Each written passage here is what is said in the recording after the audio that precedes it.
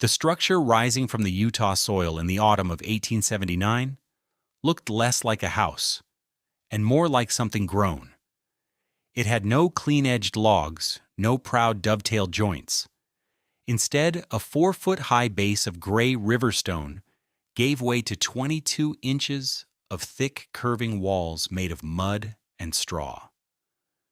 To the settlers of Cache Valley, men and women who staked their lives on the predictable strength of timber, it was a profound and unsettling sight. This was a house made of the ground itself, shaped by hand like a colossal piece of pottery. The valley's master builder, a man whose name was synonymous with sound construction, was Brigham Tolliver. He had built the meeting house, the grist mill, and 24 of the tightest, truest log homes in the settlement. He stood one afternoon, arms crossed, watching the Slovak immigrant Stefan Hrebik slapping another handful of wet cob onto the rising wall. Tolliver's assessment was professional, public, and absolute. He said it would slump. He said the first spring thaw would turn the clay to slurry, spilling it off the stone plinth like melting butter. He staked his reputation on the fact that it would never, under any circumstances, carry the load of a snow-covered roof through a Wasatch winter. Yet when that winter came, and a brutal inversion freeze locked the valley at 22 degrees below zero for 10 straight days, every log home, including Tolliver's own, wept with interior frost and devoured firewood by the cord. The Hrebik cabin, the strange mud and stone folly on the south-facing slope, consumed almost none. It sat in the frozen landscape, a faint curl of smoke from its chimney the only sign of life, holding a quiet, impossible warmth within its earthen walls. The question hung in the frigid, still air of the valley, unspoken, but felt by every shivering family. How could a house with no logs, a house made of dirt, outlast a house made of wood?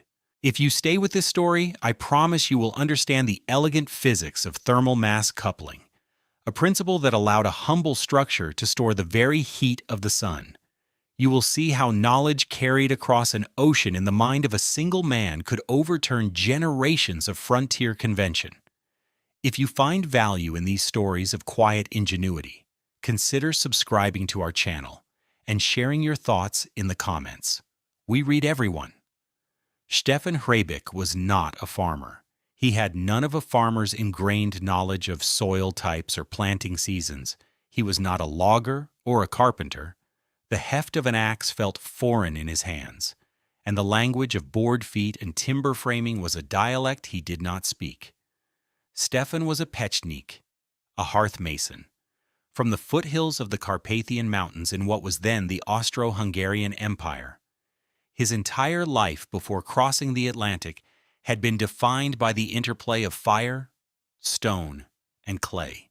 His hands knew the precise texture of fire brick that could withstand 1,000 heat cycles, the gritty feel of refractory mortar, the heft of soot-blackened trowels, and the subtle art of shaping a flue to maximize draft while minimizing heat loss.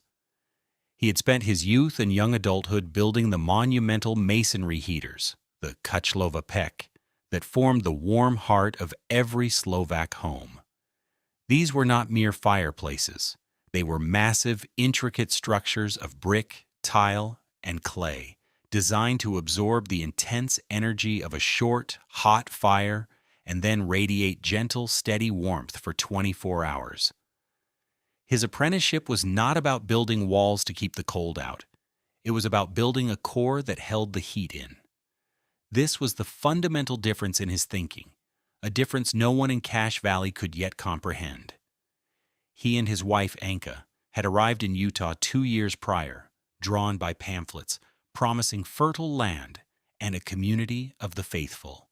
They bought their small parcel on a gentle slope with a good southern exposure, a decision guided by an instinct Stefan couldn't yet articulate into the language of construction. Their first cabin was built in a hurry, with purchase planks and the help of their new neighbors. It was a conventional structure, a simple box against the wilderness, and it had nearly broken them. That first winter of 1878 was a lesson in the brutal physics of cold. Stefan remembered it not in days or weeks, but in a series of sharp, sensory snapshots. He remembered the seams of the plank walls, which by supper time would be traced with delicate, knife-edged lines of interior frost. He remembered the iron pump handle outside, how it had once seized the wet skin of his palm, leaving a patch of raw, bleeding flesh. He remembered the tin of coffee grounds on a shelf near the wall, opening it one morning to find the contents frozen into a solid, useless disk. Anka had developed a persistent, rattling cough that lasted until the spring thaw. Their meager woodpile vanished at an alarming rate, the small stove glowing red-hot in a desperate, losing battle against the encroaching cold. The heat it produced was aggressive and temporary. It rose to the ceiling, leaving their feet numb, and as soon as the fire died down, a deep, penetrating chill would reclaim the room within an hour. They slept in their coats, their breath pluming in the air of their own home. Stefan spent that long, miserable winter observing. He saw that the log cabins of his neighbors, even the masterfully built homes of Brigham Tolliver, suffered the same fundamental problem, only to a lesser degree. They were better sealed, their logs thicker, but they were still shells. They were barriers, and a barrier can only slow the passage of heat. It cannot hold it. He watched the sun, a pale, low disk in the winter sky. He saw how it struck the south-facing walls of the cabins and the dark stones of the hillsides. The wooden walls remained frigid to the touch, reflecting most of the light. But the dark stones, even on the coldest days, would feel marginally less brutal, holding a ghost of the sun's energy.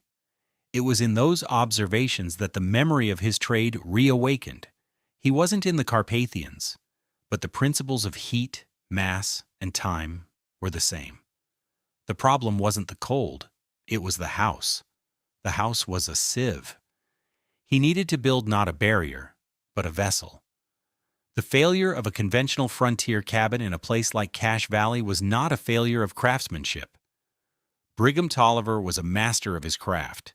His dovetail joints were so tight you couldn't slip a knife blade into them. His chinking, a mixture of clay, sand, and buffalo grass, was applied with a practiced hand. The failure was not in the execution. It was in the core philosophy of the design itself. A log cabin is fundamentally a thermal resistor. Its job is to slow down the rate at which heat escapes. But in the face of a relentless minus 22 degrees Fahrenheit, slowing it down wasn't enough. The primary enemy was low thermal mass. A log, for all its thickness, is mostly trapped air and cellulose. It heats up quickly, and it cools down just as fast. A standard 8-inch thick pine log has an R value of about 10, a decent insulator, but it has very little capacity to store heat energy.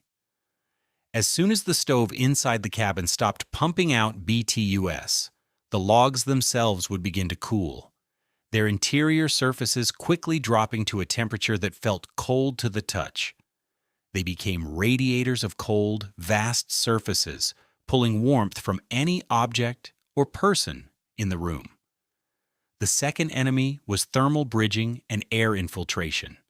Every joint, every seam between the logs was a potential pathway for cold air to enter and warm air to escape. As the green logs dried and shrank over their first few seasons, these gaps would widen, chinking would crack and pull away. Tolliver's methods were the best in the valley, but even he was fighting a losing battle against the natural movement of wood. Families would spend their autumns meticulously re-chinking their homes, only to find new hair-thin cracks appearing by January, each one a tiny, persistent river of frigid air. You could trace these leaks on a windy day by holding a candle near the walls and watching the flame dance and flicker. Condensation was the third and perhaps most insidious problem. The warm, moist air inside the cabin, from breathing, cooking, and boiling water for laundry, would travel towards the cold outer walls. When it hit a surface below its dew point, it would condense into water or, in the depths of winter, into frost. This frost would build up along the bottom of the walls, at the nail heads, and in the corners. It made the cabin feel damp and clammy, even with a fire roaring. It soaked into the chinking, which would then freeze solid, expand, and crack further. It rotted the logs from the inside out and fostered mildew. The very act of living inside the house created the moisture that was helping to destroy it. Stefan saw all of this in his neighbors' homes.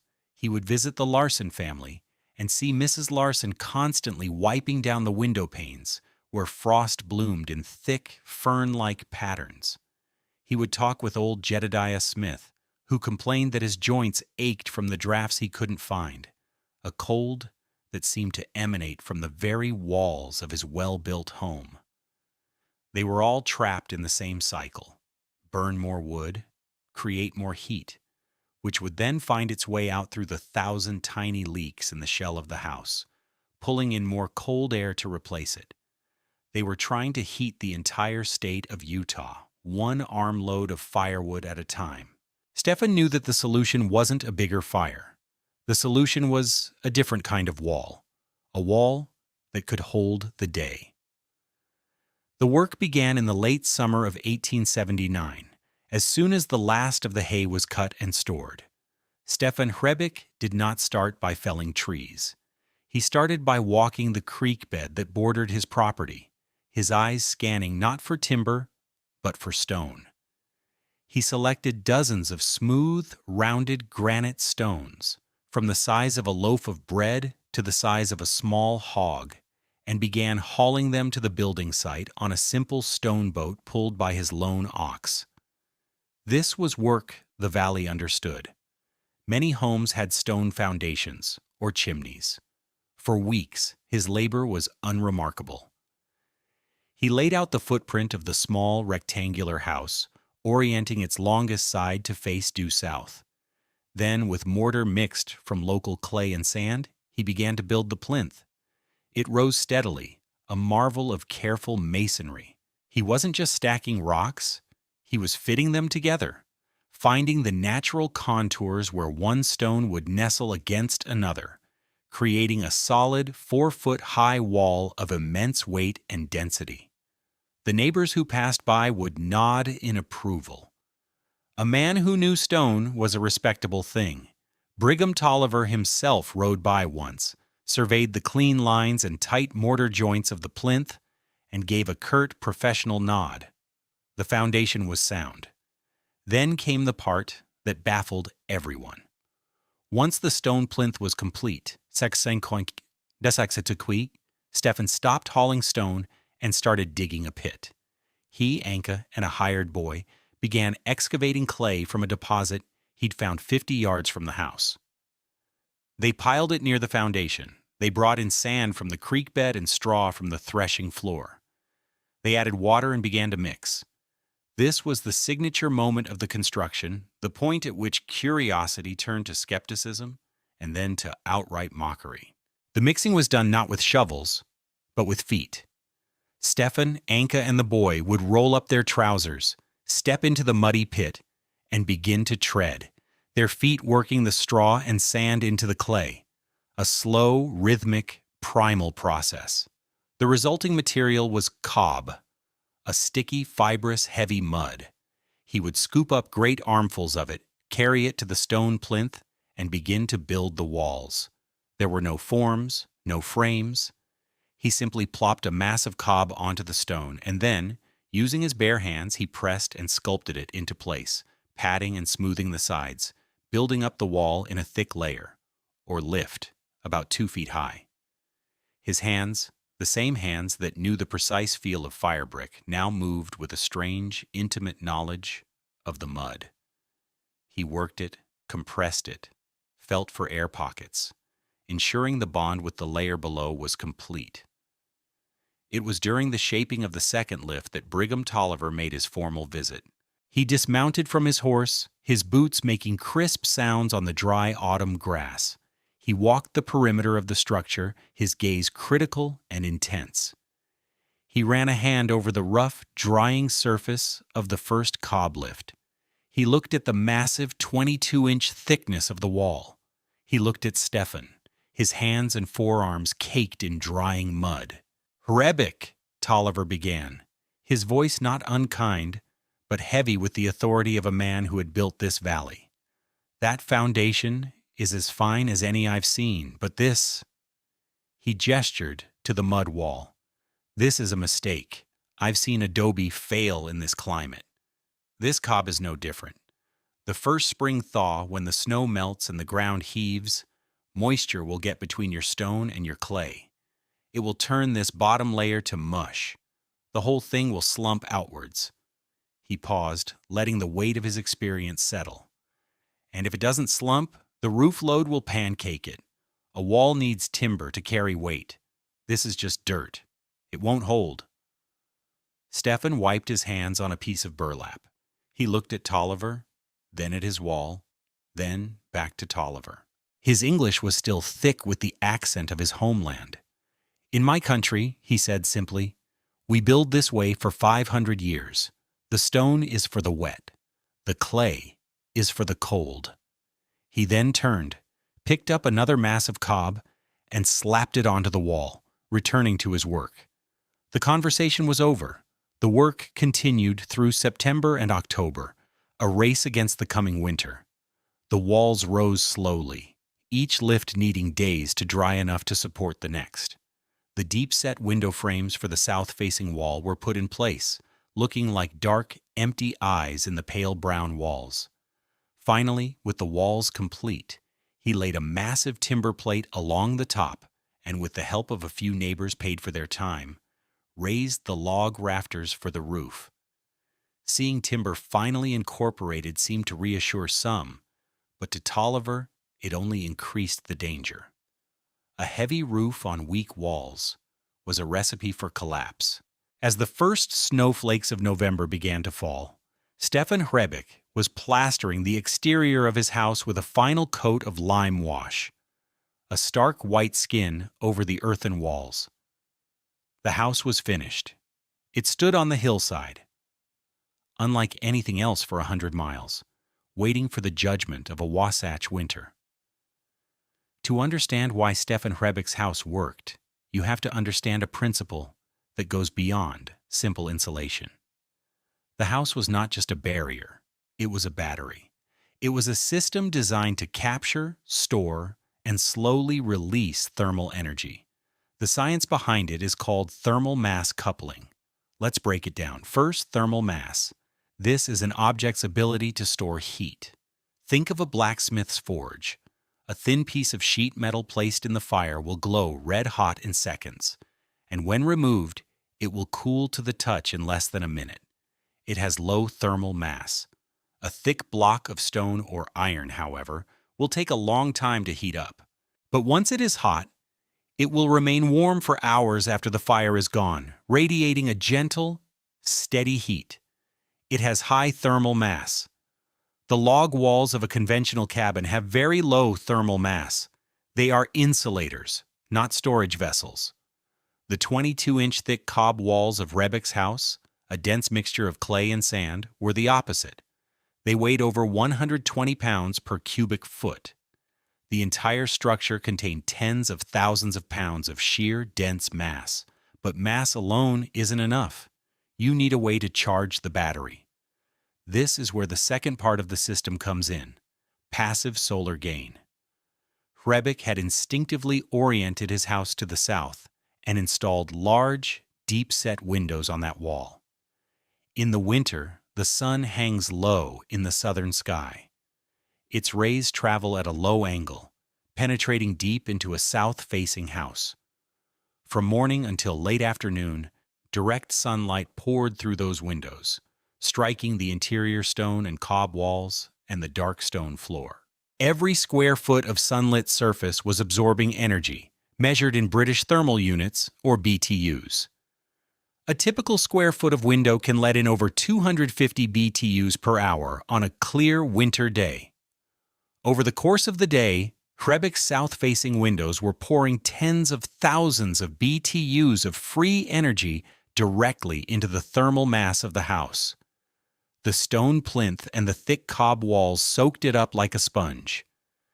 This is where the final, crucial piece, the coupling, happens. The stone plinth, being darker and denser, would heat up most efficiently during the day.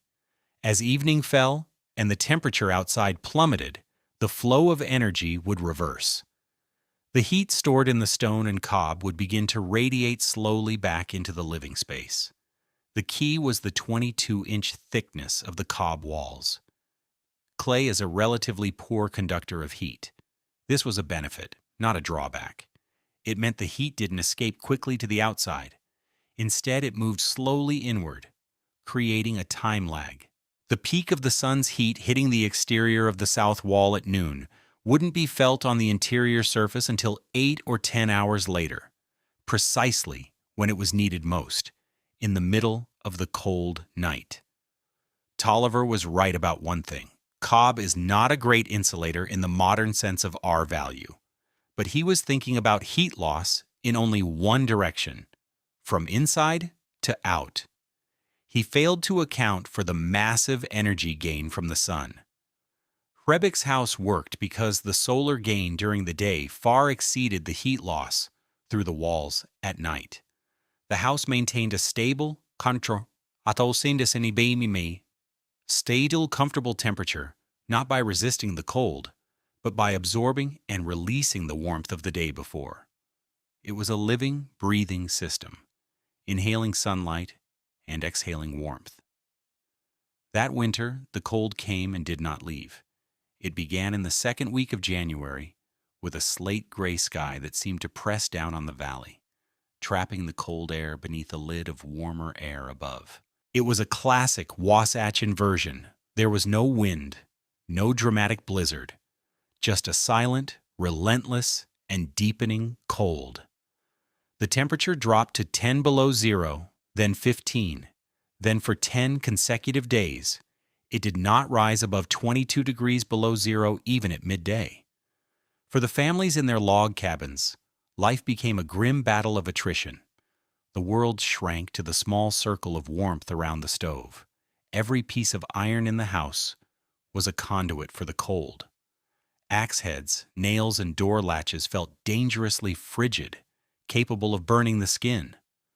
Water buckets left a foot from the fire would develop a skin of ice. The constant, ravenous hunger of the stoves was the defining rhythm of their days. Men and older boys spent their waking hours felling, bucking, and splitting wood, their breath freezing in their beards. The woodpile, which had seemed so immense in October, now looked terrifyingly small. Inside the cabins, the air was thick with wood smoke and the damp chill of condensation.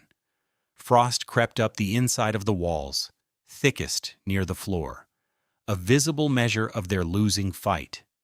Brigham Tolliver's own home, the finest in the valley, was no exception. He fed his large cast-iron stove constantly, yet his wife still wore 2 shawls indoors, and they moved their bed into the main room, as close to the fire as possible. The cold was a physical presence, an enemy that had breached the walls and laid siege to the hearth itself. At the Hrebik cabin, life continued with a strange, quiet normalcy. The small masonry heater Stefan had built in the center of the home was fired only twice a day. In the morning, he would load it with a small armful of wood and let it burn hot and fast for about an hour. He would do the same in the evening. For the rest of the day and through the night, the massive brick and clay structure would radiate a gentle, pervasive warmth. There were no hot spots and no cold drafts. The numerical contrast was stark. Outside, minus 22 degrees Fahrenheit. Inside Stefan's home, the temperature hovered around a steady 65 degrees Fahrenheit. But the true difference was told in the small details of domestic life. Anka did her mending in the afternoon by the south-facing window, not for the light, but for the palpable warmth coming off the sun-drenched wall. A bucket of water left on the floor 10 feet from the stove remained liquid. There was no frost on the walls, not even in the corners. The air was dry and still. They were not surviving the winter. They were living in it, comfortably.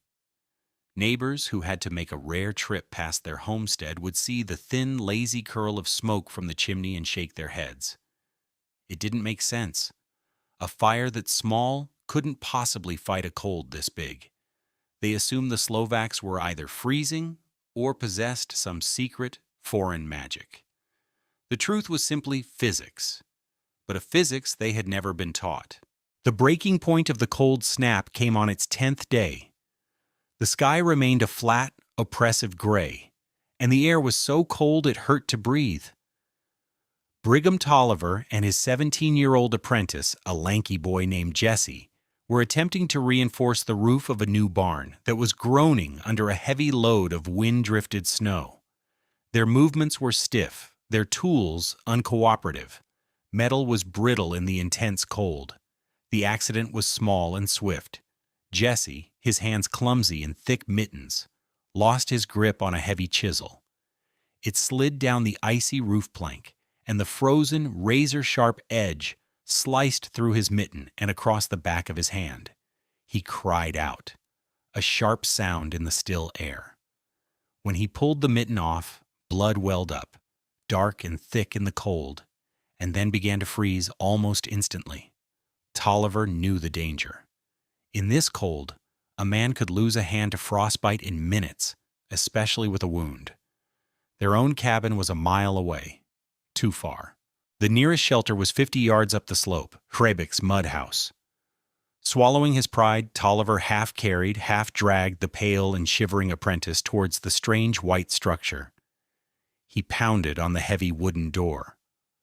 When Stefan Hrebik opened it, a wave of impossible warmth washed over them.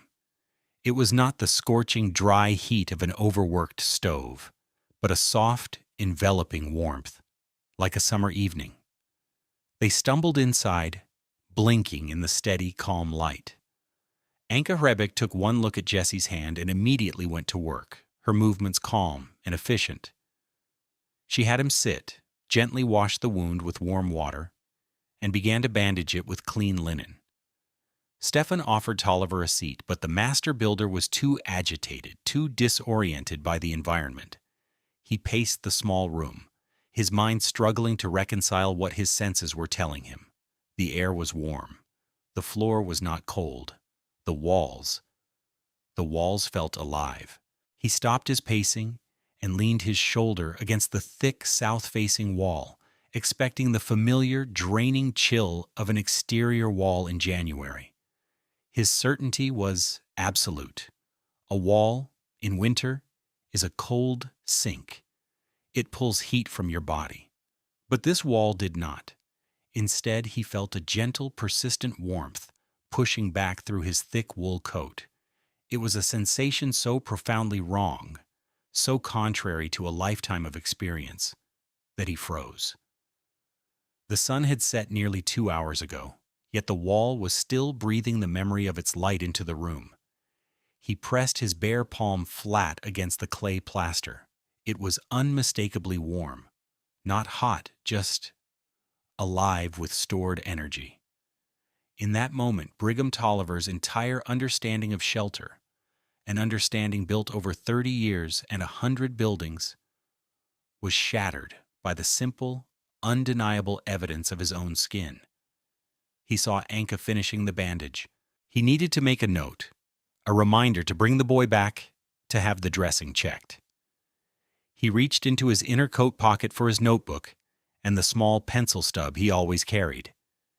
Inside the impossible warmth of the cabin, he scribbled a quick note. The graphite was soft, leaving a clean, dark line on the page. Later, as he and the bandaged apprentice stepped back out into the brutal, soul-crushing cold, Tolliver had another thought. He reached into his outer coat pocket for a different pencil he kept there for marking timber. He tried to write a note on a wood chip. The moment the lead touched the surface, it snapped. a tiny, sharp crack in the frozen silence. The lead inside his pocket, exposed to the ambient air, had become as brittle as glass. The lead from inside the cabin, protected by Hrebik's wall, was still pliable. It was a small thing, a snapped pencil lead, but it was the final perfect piece of proof. Tolliver looked from the broken pencil in his hand to the strange white house on the hill. Hrebik hadn't just built a cabin. Tolliver understood now. He had built a reservoir for daylight. The story of the apprentice's hand and the warm mud wall spread through Cache Valley with the speed of a spring thaw. It was one thing to hear rumors of the Slovak's comfort. It was another to have it verified by Brigham Tolliver himself. Tolliver, a man of few words and immense professional pride, did not make grand pronouncements, but when asked he would simply say, "The house holds the sun. Go feel the wall after dark." His quiet admission carried more weight than 100 sermons. The true vector of the innovation's spread, however, was a man named Elias Thorne. Thorne was the foreman of the valley's main threshing crew, a practical, observant man who spent every autumn moving from one farm to another, a journey that took him inside nearly every barn and home in the region. And yet he had heard the stories about Hrebik's cabin, and, being a man who trusted his own eyes, he paid a visit the following March. He spent an evening there, felt the warmth of the walls, and understood the simple, powerful logic of the design. Thorne was not a builder, but he was a keen record keeper. On the back of his tally board, where he tracked bushels of wheat and oats for each farm, he sketched the essential elements of Hrebik's design: a cross-section showing the 4-foot stone plinth, the thick cob wall rising from it, and arrows indicating the low angle of the winter sun pouring through a south-facing window. As he made his rounds that fall of 1880, he talked about it. To the Peterson family, who had lost a child to pneumonia the winter before, he didn't talk about physics. He talked about a house without drafts. To the German-speaking Schmidt family, struggling with a dwindling wood supply, he didn't talk about thermal mass. He sketched the small masonry stove and explained how it burned half the fuel for twice the heat. At each of the 14 farms his crew worked, he would pull out his tally board and show the drawing. "The Slovak is onto something," he'd say. "Stone to keep the feet dry, mud to hold the sun." By the spring of 1881, the idea had taken root. 3 families, including the Petersons, began digging foundations for their own cob-on-stone homes. They consulted with Stefan Hrebik, who shared his knowledge freely, showing them how to test the clay, how to get the right mix of straw, how to shape the walls. Brigham Tolliver, in a quiet act of professional humility, even offered to help frame their roofs, ensuring they were seated correctly on the new earthen walls he had once condemned. The landscape of the valley was beginning to change, one warm, mud-walled house at a time. The principles Stefan Hrebik applied with mud and stone are now at the heart of modern sustainable building and passive solar design. His hand-shaped cob walls are the ancestors of today's rammed earth construction and insulated concrete forms. His understanding of thermal mass coupling is the same principle behind a tram wall, a sophisticated solar heat collector used in modern energy-efficient homes. What he knew through tradition and observation, we now model with complex software and measure with precise instruments. But the core idea remains unchanged. A building can be more than a static shield against the elements. It can be a dynamic system that interacts with its environment, harvesting and storing the natural energy of its surroundings.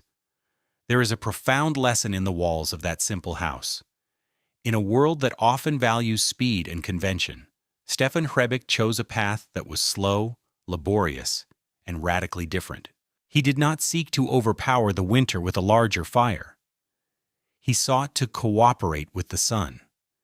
His home was a testament to the idea that true resilience often comes not from brute force, but from intelligent design and a deep understanding of natural cycles.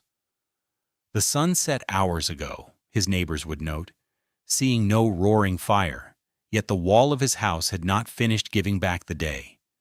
It was a structure built not just of clay and stone, but of patience and memory, holding the warmth of the light long after the world had gone dark. Thank you for joining us for this story. If you believe this kind of practical wisdom deserves to be remembered, please like this video and subscribe to the channel for more stories of forgotten ingenuity. Let us know in the comments what modern building techniques this story brings to your mind. This video presents historically inspired reconstructions for educational and storytelling purposes. The characters, names, and specific events depicted are fictional, while the building techniques and scientific principles are based on real historical practices. Anyone attempting to apply these or similar methods should consult with qualified professionals and adhere to all current building codes, safety guidelines, and regulations. This content does not constitute professional, technical, or legal advice.